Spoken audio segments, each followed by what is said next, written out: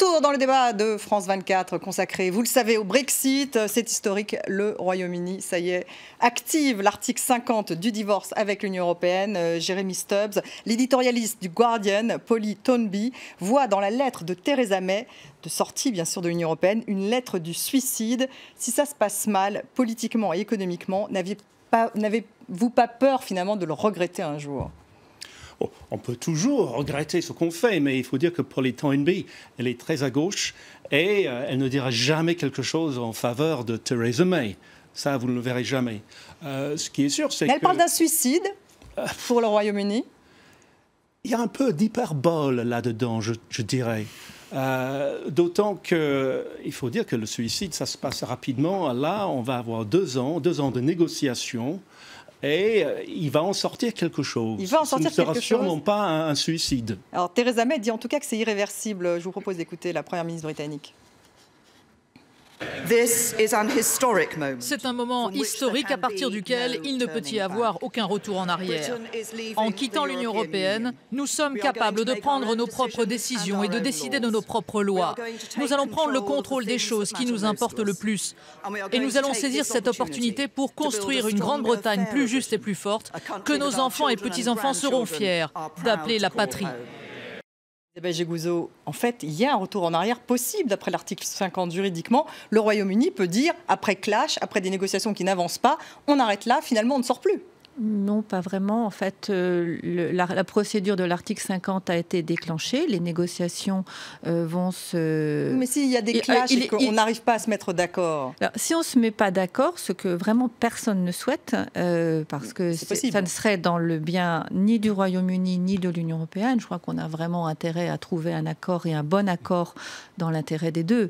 Mais si jamais ça ne se provoque, il y avait de gros problèmes et qu'on n'avait pas d'accord, dans 2 ans, le Royaume-Uni sort, se retrouve avec un statut d'État tiers. Il sort de toute façon, c'est ce que vous dites, parce que le créateur de l'article 50 a l'air de dire qu'il n'est pas obligé de sortir, qu'il peut revenir sur sa décision. Alors, il est toujours possible de redemander à réintégrer l'Union européenne, mais non... Si je peux me permettre, il est aussi possible que les négociations durent plus longtemps que 2 ans, en cas d'accord d'une majorité des pays membres de l'Union européenne et du Royaume-Uni. Donc, ce qu'on envisage depuis le 23 juin dernier, déjà, sur un certain nombre de points, ce sont des négociations qui vont durer plus longtemps que 2 ans, peut-être 5 ans, peut-être 7 ans, peut-être 10 ans, mais des négociations plus longues.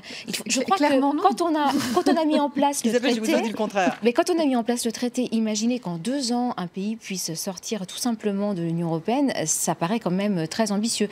Et je pense que vraiment, enfin en tout cas, ça a été le sens des déclarations officielles que j'ai pu lire par ailleurs, l'idée de prolonger d'au moins 3 ans la négociation par rapport à la phase de 2 ans, c'est celle qui a été mise notamment aujourd'hui par le Parlement. Clairement, la position de la Commission et le texte, tout simplement, dit 2 ans. Après, il est effectivement possible de décider à l'unanimité de poursuivre. Je ne suis pas sûre que poursuivre cette période... 2 ans, c'est dans le meilleur des cas, j'ai envie de dire, quand on a 4 ans, 5 ans, 8 ans, c'est faire durer autant l'incertitude généralisée dans laquelle nous serions. Donc je pense que personne n'a intérêt à ce que ça dure plus longtemps. Jérémy Stubbs, c'est irréversible. La Grande-Bretagne ne pourrait pas dire à un moment donné, parce que justement il n'y a pas d'entente pour un accord, dire stop, non, finalement on reste. Ah non, s'il n'y a pas d'accord, ce sera d'autant plus une raison pour partir. Mais il faut dire aussi qu'il y a 2 ensembles. Partir sans accord, ça peut être très nuisible au Royaume-Uni. Stéphanie, 2 ensembles de négociations. Il y a le divorce et puis il y a le nouvel accord. Voilà, le nouvel accord, le nouveau mariage. Donc les 2 ans, c'est pour le divorce, simplement pour le divorce. Pour le reste, il pourrait y avoir une période de transition. De toute façon, l'important, c'est dans 2 ans d'avoir une vue partagée de la feuille de route, d'avoir les grands principes en place. La mise en application, ce sera déterminé, ça n'arrivera peut-être pas tout de suite. Mais de toute façon, nous quittons l'Union européenne pour rentrer dans une nouvelle forme d'union avec elle, c'est tout. Catherine Mathieu, la Grande-Bretagne veut devenir finalement un paradis fiscal pour l'Europe. Est-ce que c'est possible? En tout cas, une partie des conservateurs, je ne sais pas si vous le souhaitez, mais une partie des conservateurs souhaitent qu'elle devienne un paradis fiscal en Europe. C'est une sorte de Singapour en Europe. C'est possible. De mon point de vue, ça fait partie des risques. Je pense vraiment que le Royaume-Uni a décidé de sortir de l'Union européenne. Enfin, il y a eu diverses raisons dans ce vote. Mais une des raisons principales était que le Royaume-Uni souhaitait garder sa souveraineté dans un certain nombre de domaines, dont celui dans la période récente de la circulation des travailleurs. Mais on a toujours vu, dès que le Royaume-Uni est entré dans l'Union européenne, le Royaume-Uni souhaitait rester souverain. Le Royaume-Uni n'a pas adopté l'euro, a gardé la livre. Le Royaume-Uni souhaite rester maître de sa politique économique. Et donc, c'est assez logique que ce soit le Royaume-Uni qui soit le premier pays à avoir pris le large de l'Union européenne. Maintenant, aujourd'hui, Theresa May elle nous le dit d'ailleurs depuis juillet dernier, qu'elle souhaite mettre en place un partenariat avec l'Union européenne. Mais effectivement, si les pays de l'Union européenne sont trop durs avec le Royaume-Uni, le risque existe que le Royaume-Uni devienne un paradis fiscal. Parce que vraiment, depuis de nombreuses années déjà, Londres est une place financière très attractive. Les gouvernements britanniques successifs n'ont pas hésité à baisser la fiscalité sur les entreprises. Le gouvernement actuel fait d'énormes campagnes auprès des entreprises pour les inciter soit à continuer à investir au Royaume-Uni, soit pour venir, dit qu'il va mettre en place des mesures favorables à la recherche. Donc tout est fait du point de vue par le gouvernement britannique aujourd'hui pour garder une attractivité au Royaume-Uni. Jeremy Stubbs, justement, le fait de faire du Royaume-Uni une sorte de paradis fiscal, une sorte de Singapour de l'Europe. Je vois que ça vous fait rire, mais en fait, ça a été tout de même une vraie idée du côté des conservateurs et même de Theresa May. Et pas seulement comme une menace, simplement de baisser la fiscalité pour continuer à être attractif. Non, je pense qu'entre attractivité et paradis fiscal, il y a quand même une différence. Un paradis fiscal, si vous baissez véritablement énormément la fiscalité, c'est pour attirer justement à peu près fiscal, tout ce que vous voulez de société. On aurait du mal à rivaliser avec le Luxembourg ou même avec la République de l'Irlande. En êtes-vous si sûr, si vous faites le choix d'en être un? On aurait du mal à rivaliser. Moi, je n'en suis pas sûre non plus. Quand vous voyez la baisse des taux récentes d'imposition, une des idées, ce serait justement d'avoir probablement un accord commercial avec le Singapour, mais pas de devenir Singapour. Mais Isabelle Gigouze aussi deviennent Singapour. Ils peuvent encore avoir un partenariat avec l'Union européenne? C'est exactement ce qu'il va falloir négocier. Il va falloir négocier. Alors, il y a effectivement deux négociations. Il y a une négociation sur la sortie, on en a parlé tout à l'heure, et puis il y a une négociation sur les relations futures. Et dans cette négociation sur les relations futures, il est évident qu'il faut s'assurer que l'on sera dans un partenariat qui va être un partenariat sérieux et sans... Le Royaume-Uni, par exemple, refuse la compétence de la Cour de justice, et ben, il va falloir que l'on n'ait pas de dumping réglementaire qui soit fiscal, soit... C'est une carte qu'ils peuvent jouer. Oui, mais puisqu'ils sortent. Mais ça fait précisément partie de l'accord sur le futur. Quand on va négocier l'accord sur le futur, cette question-là, elle va aussi être dans le débat. Celle de la fiscalité, en tout cas. Celle des conditions de la concurrence, de ce qu'on appelle le level playing field.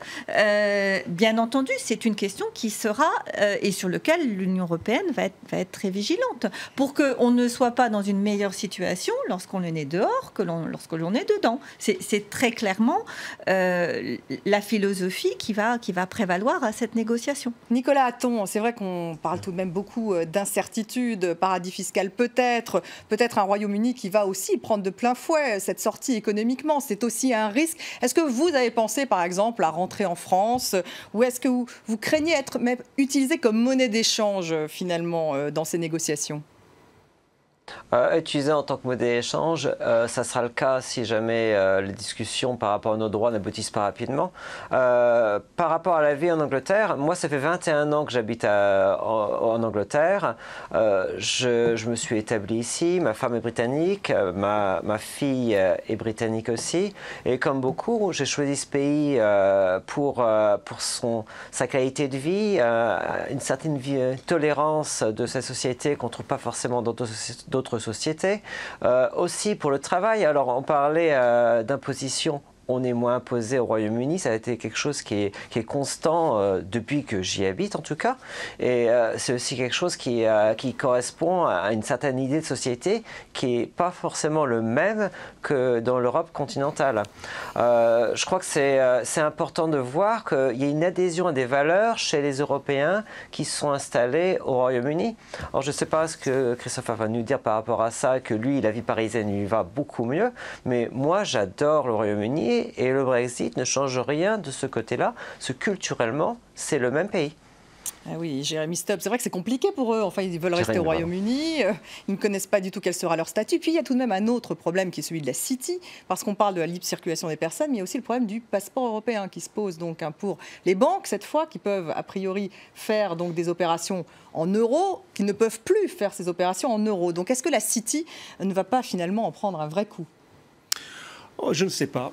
Je pense que le vrai risque dans ces négociations, ce n'est pas que l'Union européenne essaye de nous punir. Ce n'est pas dans l'intérêt de l'Union européenne.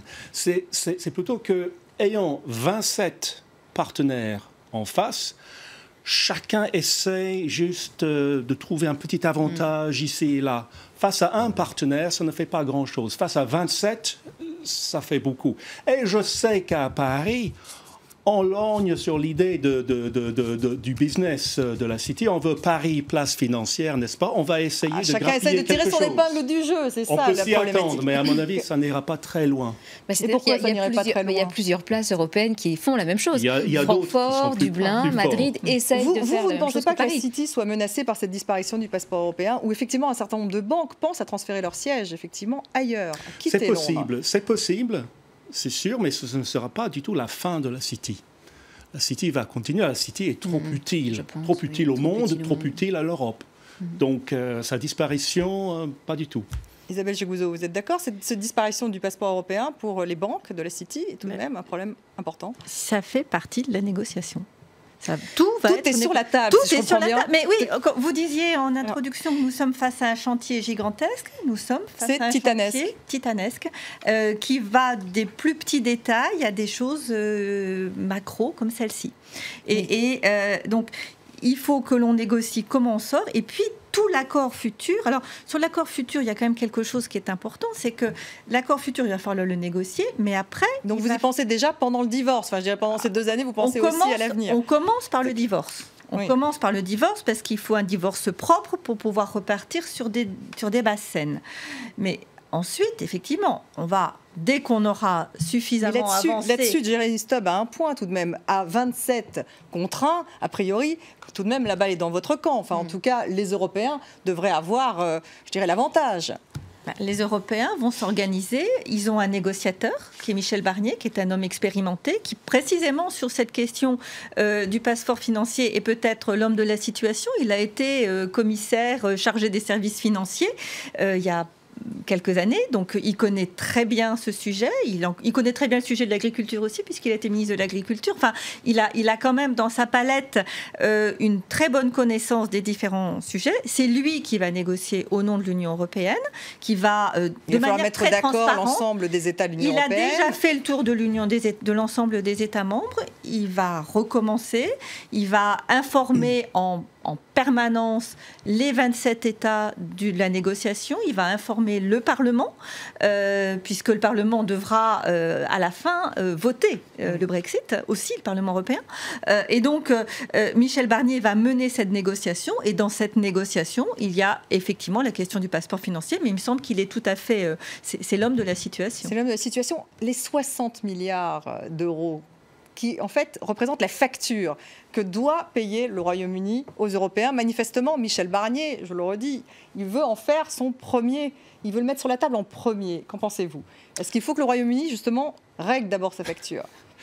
Comme je l'ai dit au début, pour le moment, on roule des mécaniques. Et déjà, parler de facture, et d'ailleurs parler de tournée dans un pub, ce n'est pas vraiment adapté à la situation, comme nous l'avons entendu.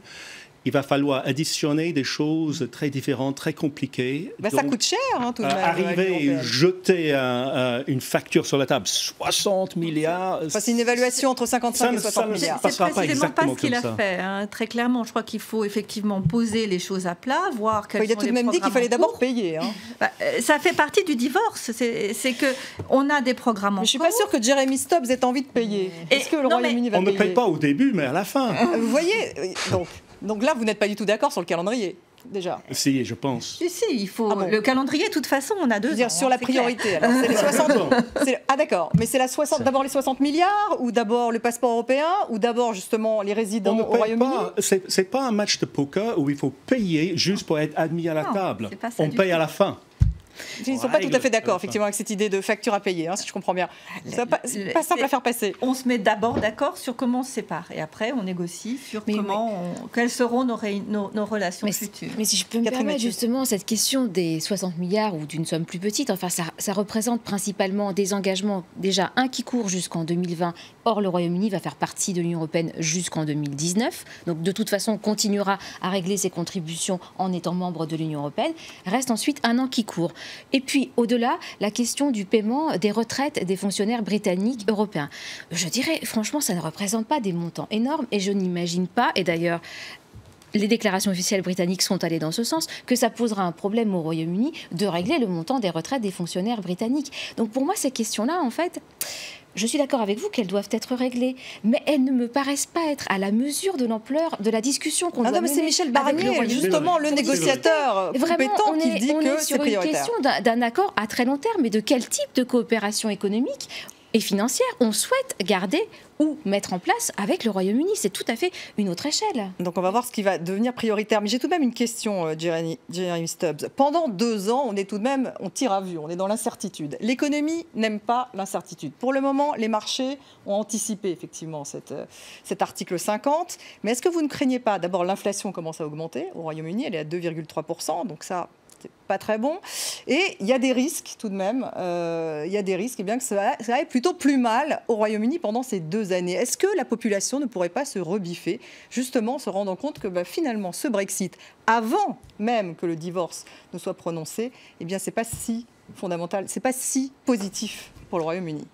Certes, ça dépend de l'évolution de l'opinion publique. Et puis, certes, il y a toujours des risques dans la vie. Pour le moment, on dirait que la population reste très résolue et que les indicateurs économiques ne sont pas trop mauvais. Donc, l'inflation augmente tout de même. Et pour l'instant, il ne s'est pas passé grand-chose. Ça ne constitue pas un suicide économique. Pour l'instant. Alors, Claire, Catherine Mathieu, vous qui êtes l'économiste de ce plateau, est-ce qu'il y a tout de même un risque que le Royaume-Uni rentre dans une forme de crise pendant ces 2 années? Il y a un risque, mais ce qui est vrai, c'est que pour l'instant, on ne l'a pas vu se matérialiser. On a une croissance britannique qui est restée soutenue. On a certes une inflation qui commence à augmenter, et c'est normal parce qu'il y a eu une baisse de la livre d'environ 10% depuis l'été dernier. Cette inflation va continuer à accélérer au Royaume-Uni. Elle sera probablement de l'ordre de 3 à 3,5% à la fin de l'année. Ça ne représente pas quand même des chiffres si énormes que ça. Mais pour l'instant, il ne s'est rien passé. Et pour l'instant, pour l'instant, la raison pour laquelle l'inflation accélère, ça n'est pas lié au Brexit lui-même, c'est lié d'une part à la hausse des prix de l'énergie qu'on ressent aussi dans la zone euro. On a une inflation qui est à 2% dans la zone euro et à une baisse de la livre qui va commencer véritablement à jouer maintenant. Donc on va voir un effet d'accélération de l'inflation au Royaume-Uni, mais a priori, si le taux de change de la livre reste stable, ça ne sera pas un chiffre d'inflation absolument énorme. Par contre, si on entre dans des négociations qui se passent mal, que les marchés prennent peur et que la livre chute, là, on peut dérouler tout à fait un autre scénario avec une forte accélération de l'inflation. Et là, les Britanniques pourraient se rebiffer. Des Britanniques. Mais selon moi, ça ne se produirait que si les négociations se passent mal entre l'Union européenne et le Royaume-Uni. Ce qui n'est pas le cas. L'hypothèse principale qu'on retient pour le moment. Ce qui n'est pas l'état d'esprit, en tout cas. Voilà, l'état d'esprit, heureusement, aujourd'hui, tout de même, puisqu'on est au premier jour. Nicolas Hatton, est-ce que vous redoutez un retournement de la conjoncture au Royaume-Uni? On en a beaucoup parlé, en tout cas, il y a 9 mois. C'est vrai qu'aujourd'hui, pour l'instant, la croissance reste correcte, l'inflation augmente. Est-ce que vous êtes inquiet? Économiquement, pour l'instant, on n'a pas vu d'impact du Brexit. Et je crois que c'était une campagne politique on nous a dit il serait une catastrophe, ça n'a pas été une catastrophe, ça c'est clair. Par contre, ce qu'on voit, c'est que l'économie britannique dépend beaucoup de ces travailleurs européens, que ce soit dans ses services publics, que ce soit dans le milieu agricole, l'industrie, et que ces travailleurs européens ne viennent plus. Et ça, c'est un effet qui commence à arriver maintenant. Et ça va commencer à poser problème, parce qu'on est quand même dans une situation avec quasiment un plein emploi, et avec un problème de formation de ses propres populations. Donc, est-ce qu'on va avoir un ralentissement économique à cause du problème qu'on ne va pas réussir à trouver des employés, des travailleurs pour les emplois? À mon avis, c'est quelque chose qui va arriver plus rapidement que le Brexit. Ça risque d'arriver plus rapidement que le Brexit. Merci à tous les cas d'avoir participé à cette émission. On passe tout de suite à un œil sur les médias.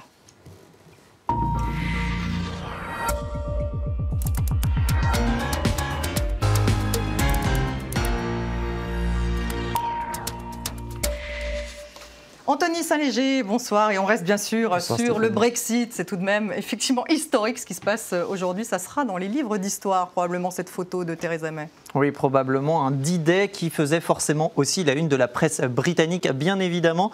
Liberté titrait par exemple le Daily Mail, c'est terminé, titrait lui le Sun. Pour le Guardian, c'était un saut dans l'inconnu. Et pour le conservateur Times, c'est bien l'histoire justement nous regardait. Différents titres, mais une même idée, vous le disiez, celle d'un jour historique, car ce n'est pas sans faire écho à un autre jour historique. Regardez le parallèle, celui du 1er janvier 1973, date de l'entrée du Royaume-Uni dans l'Union européenne. 44 ans de vie commune, donc terminé en 6 pages avec cette lettre de divorce rédigée donc par Theresa May et remise au président du Conseil européen, Donald Tusk, qui a estimé que ce n'était pas une journée heureuse, loin de là, et d'ajouter aussi « vous nous manquez déjà ». Alors au-delà des réactions, il y a eu beaucoup de dessins partagés sur les réseaux sociaux, presque autant que le nombre d'avis sur le Brexit. On avait par exemple Theresa May rebaptisée en Buzz l'éclair à l'infini et au-delà pour le dessinateur Adams.